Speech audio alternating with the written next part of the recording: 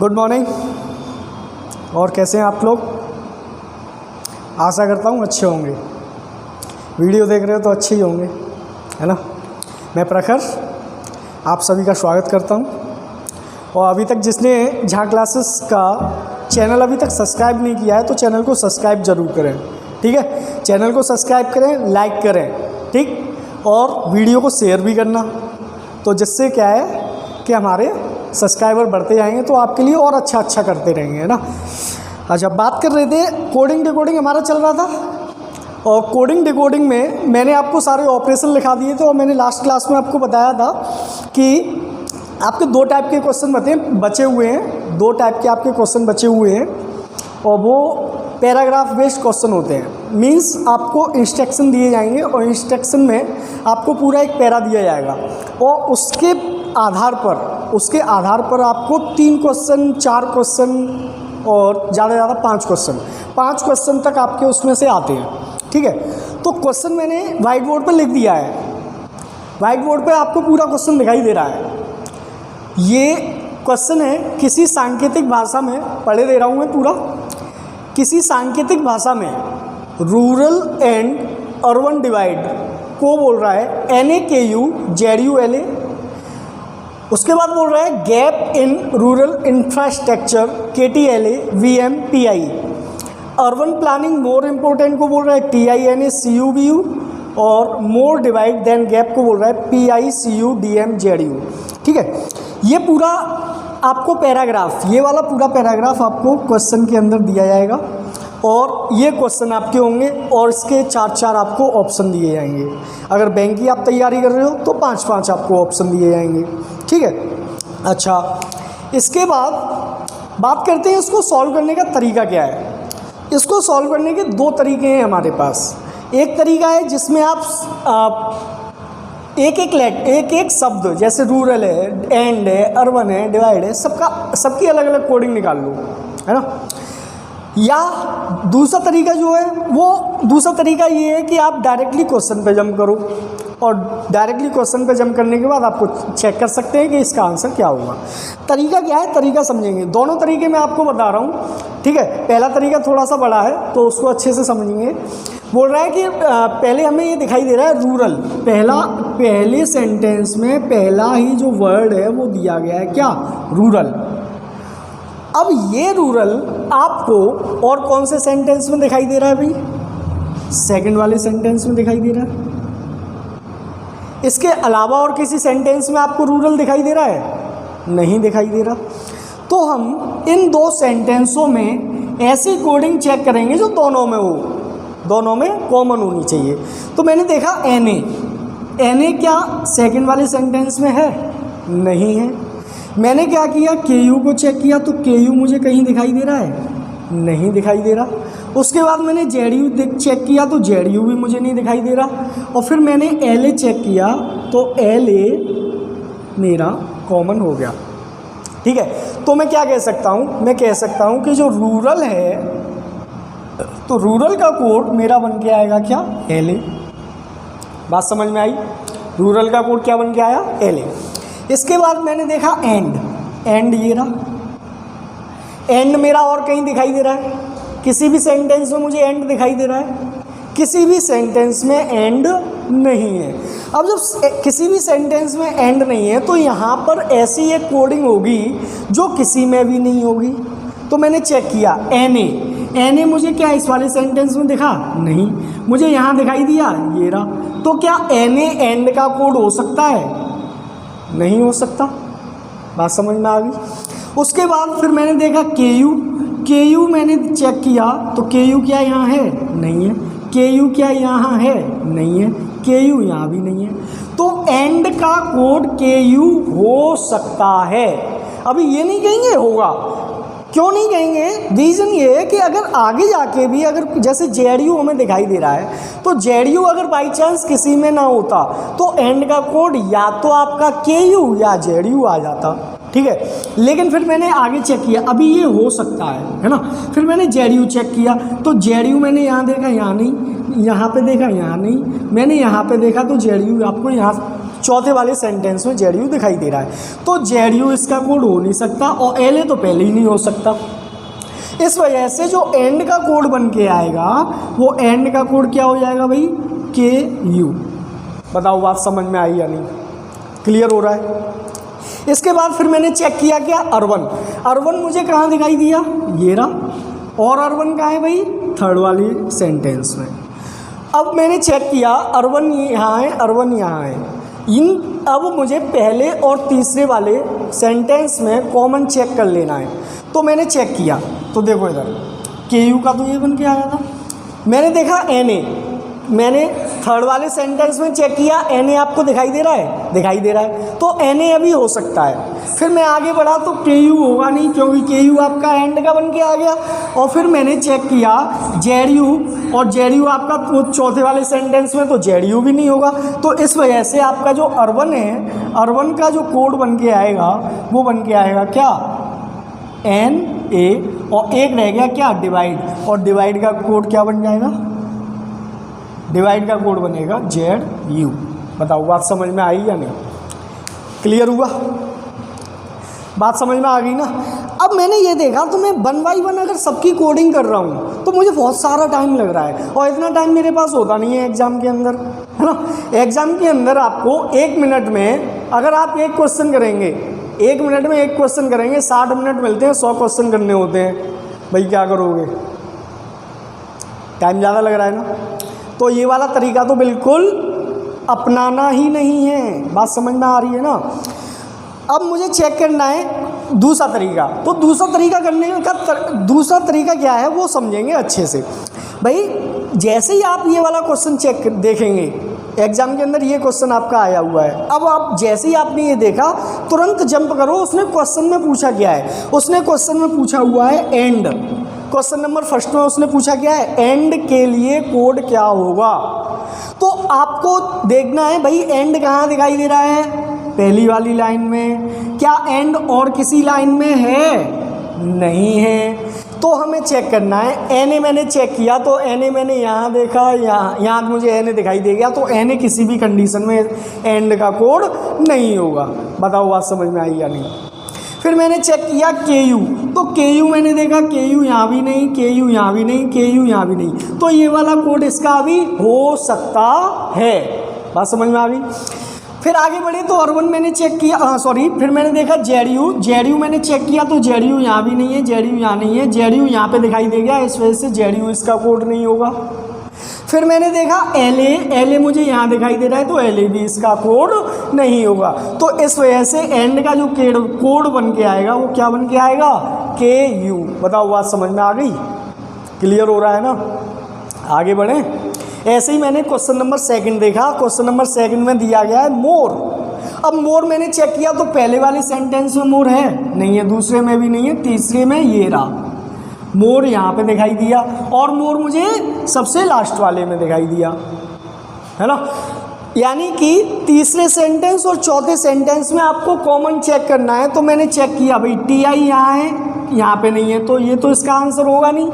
फिर मैंने देखा एन ए यहाँ है, एन ए यहाँ पे भी नहीं है, तो इसका भी एन ए आंसर नहीं होगा।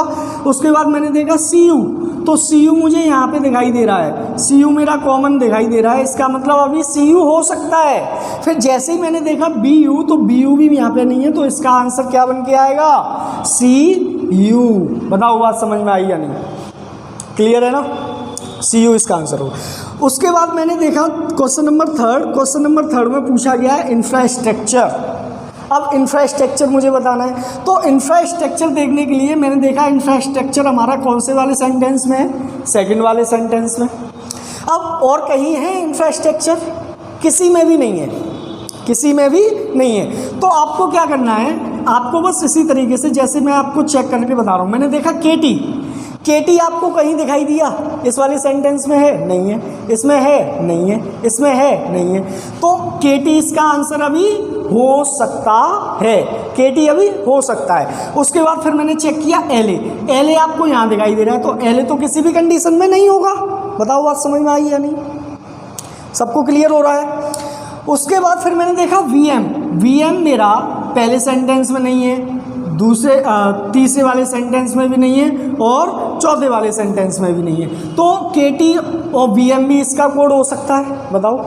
KT भी हो सकता है और VM भी हो सकता है। फिर मैं आगे बढ़ा PI पर, मैंने देखा PI मुझे चौथे वाले सेंटेंस में दिखाई दे रहा है, इस वजह से PI इसका कोड नहीं होगा।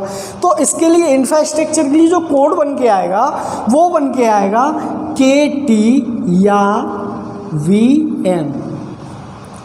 ठीक है, बात समझ में आई या नहीं, बताओ। क्लियर हुआ सबको? बहुत ही सिंपल क्वेश्चन है, केवल और केवल कॉमन चेक करने हैं। एक साइड में कॉमन चेक करो, जिधर जितने सेंटेंस में इधर कॉमन है उधर ही उधर एक साइड चेक कर लो, आपका आंसर अपने आप आ जाएगा। ठीक है, क्लियर हुआ ना? इस तरीके से हम ये वाला क्वेश्चन कर सकते हैं। इसका एक एग्जाम्पल और मैं करा रहा हूँ, ठीक है, उससे समझेंगे बहुत अच्छे से। ठीक, आगे बढ़ते हैं अगले क्वेश्चन पर। तो अगला क्वेश्चन आपको यहाँ पे दिखाई दे रहा है। अगला क्वेश्चन है 481। किसी कोड भाषा में 481 को स्काई इज ब्लू, 246 को सी इज डीप और 698 को सी लुक्स ब्लू लिखा जाता है, लिखा जाता है। तो बताना है, क्वेश्चन नंबर फर्स्ट आपको बताना है ब्लू के लिए कौन सी संख्या होगी, दूसरा बताना है 6 के लिए क्या शब्द होगा, और तीसरा बताना है डीप के लिए कोड क्या होगा या कौन सी संख्या होगी। ठीक है, अब देखो इधर मैंने अभी आपको बताया जल्दी करने का तरीका, आपको डायरेक्टली जंप करना है क्वेश्चन पर। क्वेश्चन में हमें पूछा गया है ब्लू के लिए कोड क्या होगा। अब ब्लू के लिए कोड क्या होगा, अब ब्लू के लिए कोड आपको चेक करना है। तो देखो ब्लू कहाँ है भाई, ब्लू आपको पहले वाले सेंटेंस में दिखाई दे रहा है और आपको लास्ट वाले सेंटेंस में, तीसरे वाले सेंटेंस में दिखाई दे रहा है। तो आपको दोनों में कॉमन चेक करना है। मैंने देखा 4 है क्या, नहीं है, तो 4 नहीं होगा। मैंने देखा 8 आपको दिखाई दे रहा है, 8 आपको दिखाई दे रहा है, तो आंसर क्या बन के आएगा इसका 8। बताओ बात समझ में आई या नहीं। और देखो 1 भी नहीं होगा ब्लू के लिए, क्यों? क्योंकि हमें कॉमन चेक करना है। ब्लू पहले वाले में, ब्लू तीसरे वाले में, 8 पहले वाले में और तीसरे वाले में, इस वजह से 8 इसका आंसर हो जाएगा। अब मुझे चेक करना है 6 के लिए कोड, सेकंड वाले क्वेश्चन में। तो 6 मुझे कहाँ दिखाई दे रहा है, दूसरे वाले में और तीसरे वाले में। तो मैंने देखा दूसरे और तीसरे में कॉमन क्या है, दूसरे और तीसरे में कॉमन है भाई सी। क्या कॉमन है, सी। तो इसके लिए आंसर क्या बन के आएगा, सी। अब क्वेश्चन नंबर 3 देखेंगे। क्वेश्चन नंबर 3 क्या है, क्वेश्चन नंबर 3 है डीप। अब डीप के लिए आपको कोड देखना है। तो डीप आपको कहाँ दिखाई दिया, सेकंड वाली लाइन में, और सेकंड वाली लाइन में केवल डीप दिखाई दे रहा है ना। अब डीप कहीं और दिखाई दे रहा है इसके अलावा, ना तो फर्स्ट में दिख रहा ना थर्ड में दिख रहा। तो इसमें चेक करो जो ना तो फर्स्ट में हो ना थर्ड में हो। तो मैंने चेक किया 2, क्या 2 यहाँ है, पहले और तीसरे में किसी में भी है 2 नहीं, तो इसका आंसर 2 हो सकता है अभी। फिर मैंने 4 को चेक किया, 4 आपको पहले वाली लाइन में दिखाई दे रहा है, तो 4 तो होगा नहीं। ऐसे ही फिर मैंने 6 चेक किया, 6 आपको तीसरी लाइन में दिखाई दे रहा है, तो 6 भी नहीं होगा। तो इसके लिए आंसर क्या बन के आएगा, 2। बताओ बात समझ में आई या नहीं, क्लियर हो रहा है, समझ में आ रहा है ना सभी को। बहुत सिंपल क्वेश्चन है, लिख लीजिए इसे, स्क्रीनशॉट ले सकते हैं आप लोग। आगे बढ़ते हैं और कोडिंग डिकोडिंग का एक लास्ट कॉन्सेप्ट है, उसे भी समझते हैं, फिर इस चैप्टर को ख़त्म करते हैं और फिर अगला चैप्टर हम स्टार्ट करेंगे कैलेंडर।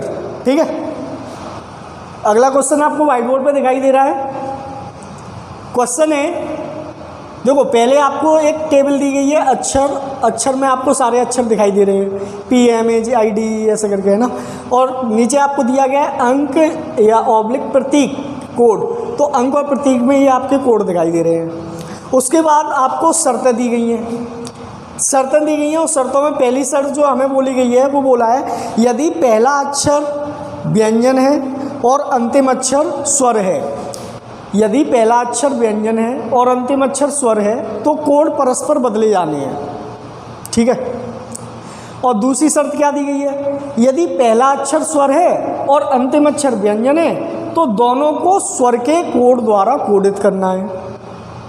बात समझ में आ गई। उसके बाद तीसरी शर्त में क्या दी गई है, यदि पहला और अंतिम दोनों अक्षर व्यंजन है तो दोनों को अंतिम अक्षर के कोड से कोडित करना है। ठीक है, ये 3 शर्तें आपको दी गई हैं और उसके बाद आपको क्वेश्चन दिए गए हैं। एग्ज़ाम के अंदर अगर ये क्वेश्चन बन के आएगा तो ये आपको पूरा यहाँ से लेके यहाँ तक पूरा आपको इंस्ट्रक्शन में दिया जाएगा। ठीक है, ये पूरे इंस्ट्रक्शन आपको दिए जाएंगे, आप इसका स्क्रीनशॉट ले सकते हैं और इसको सॉल्व करोगे। ठीक है, और इसके आंसर मुझे सबके चाहिए, आंसर बताने इन सबके। ठीक है, एक क्वेश्चन ऊपर और है, चौथा, तो चेक कर लेंगे इसको करना कैसे है। तो मैंने पहली शर्त पढ़ी, तरीका समझो, हमेशा क्वेश्चन को करने का तरीका समझो बस। ठीक है, क्या दिया गया है, यदि पहला अक्षर व्यंजन है और अंतिम अक्षर स्वर है, तो मैंने यहाँ पे चेक किया पहले वाले क्वेश्चन में पहला अक्षर आपको व्यंजन दिखाई दे रहा है, हाँ जी व्यंजन है, और अंतिम अक्षर आपको क्या दिखाई दे रहा है, स्वर दिखाई दे रहा है, भाई दिखाई दे रहा है। तो क्या करना है, दोनों के कोड को परस्पर बदल देना है, यानी कि जो ई का कोड है वो एम का हो जाएगा और जो एम का कोड है वो ई का हो जाएगा। तो कर लो, क्या दिक्कत है भाई। एम के नीचे क्या दिखाई दे रहा है, 9, जो 9 आएगा वो सबसे लास्ट में जाएगा, और ई के लिए क्या दिखाई दे रहा है आपको, डॉलर, डॉलर आपका पहले आ जाएगा। और जो बीच के जो लेटर आपको दिखाई दे रहे हैं डिट्टो सेम टू सेम उसके नीचे, के नीचे क्या है भाई, परसेंट, उसके बाद जे के नीचे क्या है 1, उसके बाद आई के नीचे क्या है हैश, और डी के नीचे क्या है 7। तो इसका आंसर बन के आएगा $1 9। क्वेश्चन नंबर 2 चेक किया मैंने, तो पहला अक्षर क्या है, स्वर, और अंतिम अक्षर क्या है, वो भी स्वर है। जब पहला अक्षर स्वर और अंतिम अक्षर भी स्वर हो तो ऐसी कोई शर्त आपको दी गई है, जब पहला और अंतिम दोनों अक्षर स्वर हो, कोई भी ऐसी शर्त हमें नहीं दी गई। जब नहीं दी गई ऐसी कोई शर्त तो सेम टू सेम जैसे है डिट्टो वैसे ही बना दो भाई। आई के नीचे क्या है, आई के नीचे है हैश, एन के नीचे क्या है, एन के नीचे है @ क्यू के नीचे क्या है, क्यू के नीचे है 8, बी के नीचे क्या है, कॉपीराइट, डब्ल्यू के नीचे क्या है, स्टार, और यू के नीचे क्या है 3। तो इसका आंसर क्या बन के आएगा, हैज़ @ 8 कॉपीराइट *3। क्वेश्चन नंबर 3 देखा मैंने, तो पहला अक्षर आपको क्या दिखाई दे रहा है, व्यंजन, और अंतिम अक्षर आपको क्या दिखाई दे रहा है, वो भी व्यंजन है। और जब पहला अक्षर और अंतिम अक्षर दोनों व्यंजन होंगे तो आपको क्या करना है, देखो बोला है यदि पहला और अंतिम दोनों अक्षर व्यंजन है तो दोनों को अंतिम अक्षर के कोड से कोडित करना है। अंतिम अक्षर क्या है भैया, डब्लू, और डब्लू का क्या है कोड, स्टार, तो दोनों को स्टार से कोडित कर दो, यहाँ भी स्टार और यहाँ भी स्टार। ठीक, अब FBPA, एफ के नीचे क्या है 2, बी के नीचे क्या है कॉपीराइट, पी के नीचे क्या है 6, और ए के नीचे क्या है 5। इसका आंसर क्या बनेगा, *2 कॉपीराइट 6 5 स्टार। ठीक, क्वेश्चन नंबर 4 है, बोल रहा है कि सबसे पहले आपको क्या दिखाई दे रहा है, स्वर, उसके बाद आपको क्या दिखाई दे रहा है लास्ट में, व्यंजन। सबसे पहले स्वर और अंतिम में आपका व्यंजन हो तो देखो शर्त नंबर 2 देखो, यदि पहला अक्षर स्वर और अंतिम अक्षर व्यंजन हो तो दोनों को स्वर के कोड द्वारा कोडित करना है। अब स्वर का कोड यानी दोनों को करना है, ई को भी करना है और टी को भी करना है। ई का कोड क्या है भाई, ई का कोड है $, और ई का कोड है $, बना दिया। अब दोनों को करना है तो टी के लिए भी आप क्या बनाएंगे, $, बनाएंगे। बात समझ में आ रही है। इसके बाद FDJP, एफ का क्या है 2, डी का क्या है 7, जे का क्या है, जे के लिए 1 और पी के लिए क्या है 6। तो इसका आंसर बनेगा $2716। बताओ बात समझ में आई या नहीं, क्लियर हो रहा है ना सभी को, कोई दिक्कत तो नहीं आ रही। बहुत सिंपल क्वेश्चन होते हैं, केवल और केवल कोड चेक कर लो और डिट्टो उसी के नीचे छाप दो, शर्त ध्यान में रखनी है बस। बताओ ठीक, आगे बढ़े, चलो आगे बढ़ते हैं, अगले क्वेश्चन पे चलते हैं। तो अगला क्वेश्चन मैंने आपको लिख दिया है। क्वेश्चन है यदि BOY बॉय बराबर 20 तो GIRL गर्ल बराबर क्या होगा, इसका आंसर चाहिए मुझे। ये मैंने क्लास में भी आपको कराया है। दिल्ली पुलिस में आया हुआ क्वेश्चन है भाई, दिल्ली पुलिस में ये क्वेश्चन आया हुआ है, बताइए आंसर।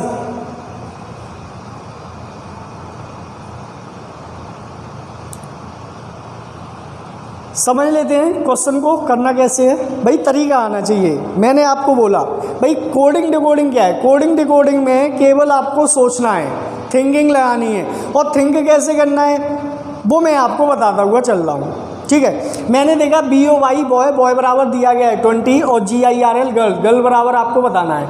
तो मैंने देखा BOY, मुझे इसे 20 बनाना है। अब ये 20 बनेगा कैसे, 20 बनेगा कैसे, तो भाई एक बात बताओ, किसी भी अल्फ़ाबेट से नंबर कैसे आएंगे, जब मैं उनकी प्लेस वैल्यू लिखूंगा। तो मैंने B की प्लेस वैल्यू लिखी 2, O की लिखी 15 और Y की लिखी 25। अब मुझे ऐसे 20 बनाना है, तो मैंने चेक किया, मैंने इन दोनों को जोड़ा, 15 और 25, 15 और 25 मिलके बना 40, और 40 में अगर मैं इस 2 से डिवाइड दे दूं तो मेरा 20 बन के आता है, ठीक है। लेकिन ये आपके 3 लेटर हैं BOY, ये हमारे 4 लेटर हैं। तो मैं ऐसा सोच सकता हूँ कि लास्ट के 2 लेटर जोड़ के पहले वाले लेटर से डिवाइड देना है। बात समझ में आ रही है ना। तो इसमें मैं क्या कर सकता हूँ, लास्ट के 3 लेटर जोड़ के पहले वाले लेटर से डिवाइड दे सकता हूँ, कर सकता हूँ ना ऐसा। तो मैंने चेक किया, आई की प्लेस वैल्यू होती है 9, R की होती है 18 और L की होती है कितनी 12, ठीक। तो अब मैंने इन तीनों को ऐड किया, 18, 12, 30, 30 और 9 39, 39 में, और G की प्लेस वैल्यू होती है 7। तो ये वैल्यू जो जाएगी वो पॉइंट में जाएगी। क्या आपको ऐसे ऑप्शन कहीं दिखाई दे रहे हैं, नहीं दिखाई दे रहे। थोड़ा और सोचो, थोड़ा सा और सोचो, थोड़ा सा और दिमाग लगाओ, बताओ भाई आंसर बताओ। ये तो नहीं हुआ इससे, अब क्या करें, और दिमाग लगाओ। तो एक बात बताओ भाई, बॉय लिखा है BOY बॉय, और बॉय को 20 करना है, कैसे बनेगा सोचो। मैंने क्या किया, B की प्लेस वैल्यू लिखी 2, O की लिखी 15, Y की लिखी 25। मैंने सबको ऐड किया और सबको जोड़ा, तो ये मेरा बन के आएगा 42। कितना बन के आएगा 42, ठीक, 42 बन गया। अब मुझे 20 करना है, 20 अगर मैं देखो इस 42 को मैं इस 4 का स्क्वायर करूं और इस 2 का भी स्क्वायर करूं और दोनों को जोड़ दूं। 4 का स्क्वायर कितना होता है 16, 2 का स्क्वायर कितना होता है 4, 16 और 4 मिलके बनेगा क्या 20 हो गया। ऐसे ही आप गर्ल को चेक करो, गर्ल GIRL गर्ल, यानी G7 I9 R18 L12। मैंने सबको जोड़ा, 18, 12, 30, 39, 39 और 7 46, 46 हुआ। 46 में अगर मैं 4 का स्क्वायर करूं और 6 का स्क्वायर करूं, दोनों को जोड़ दो, 4 का स्क्वायर 16, 6 का स्क्वायर 36 और दोनों को ऐड किया बनेगा क्या 52। ऑप्शन में है, तो इसका आंसर क्या बन के आएगा 52। बात समझ में आई, क्लियर है ना। स्क्रीनशॉट ले लो आप सभी लोग, इसका लिखना चाहो लिख लो, ठीक है। आगे बढ़ते हैं अगले क्वेश्चन पे। तो अगला क्वेश्चन आपको दिखाई दे रहा होगा, अगला क्वेश्चन है 2/4/16 इज इक्वल टू दिया गया है 16, 7 × 3 × 1 इज इक्वल टू दिया गया है 21 और 5 × 4 × 6 बराबर क्या होगा, बताइए इसका आंसर बताओ। ऑप्शन मैंने नीचे लिख दिए हैं सबके, ऑप्शन है 60, 65, 24, 20, बताइए। दिमाग लगाओ भाई, कोडिंग डिकोडिंग में दिमाग ही लगाना है, लगाओ लगाओ, बताओ आंसर बताओ। आइए चैप्टर हम ख़त्म कर रहे हैं और ये आज का लास्ट क्वेश्चन है आपके लिए, ठीक है। और कल से नया चैप्टर स्टार्ट करेंगे, कैलेंडर, ठीक। बहुत लोगों की डिमांड आई थी भाई, जूनियर टेट वाले भी थे, सुपर टेट वाले भी थे, और भाई यूपी टेट में भी 1 नंबर का आता है। तो बताया, मुझे फ़ोन आया था बच्चों का, बोल रहे थे सर कैलेंडर का एक वीडियो बना दीजिए। तो बस कल से हम कैलेंडर ही स्टार्ट करेंगे, ठीक है। इस क्वेश्चन को देख लेते हैं।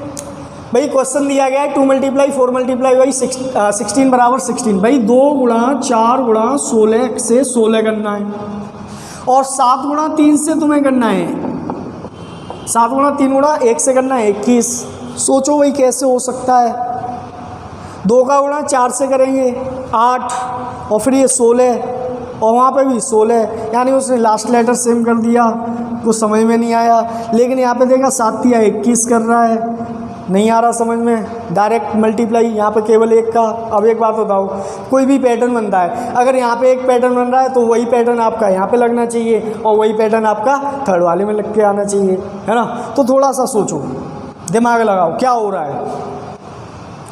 तो एक बात बताओ, अगर मैं 2 4 16 2 4 16 है ना को, इसका अगर मैं एलसीएम लेता हूँ, 2 का 4 का और 16 का एलसीएम बेटा कितना होता है 16। 7 का 3 का और 1 का एलसीएम कितना होता है 21। ऐसे ही 5 का 4 का और 6 का हमें लासा ले लेना है। तो 5 4 और 6 का लासा क्या आएगा भाई, सबको पता है। नहीं आता लेना, चलो आज लासा लेना सिखाते हैं, छोटी क्लास में पहुंचा देते हैं। 3rd 4th में आता है लासा लेना। देखो 5 4 और 6, इसका लासा लो। 2 से देंगे 5 में जाएगा नहीं, 2 दूनी 4 2 तिया 6। फिर 2 से देंगे 5 में जाएगा नहीं, 2 एकम 2 3। अब 3 से देंगे 5 में जाएगा नहीं, 5 का 5 3 एकम 3। फिर 5 से देंगे 5 एकम 5। 2 दूनी 4 4 तिया 12 और 12 पन 60। आंसर क्या बन के आएगा 60। बताओ बात समझ में आई या नहीं, क्लियर है। तो इस तरीके से हम ये क्वेश्चन कर सकते हैं। तो आज हमारा एक चैप्टर खत्म हो रहा है, कोडिंग डिकोडिंग, ठीक। अगला चैप्टर हम स्टार्ट करेंगे कैलेंडर का। तो इतना ही रखते हैं आज, इसके आगे बढ़ेंगे अगली क्लास में। Okay, thank you everyone. और चैनल को लाइक करें, सब्सक्राइब करें और शेयर करें, ठीक है। Okay, have a nice day.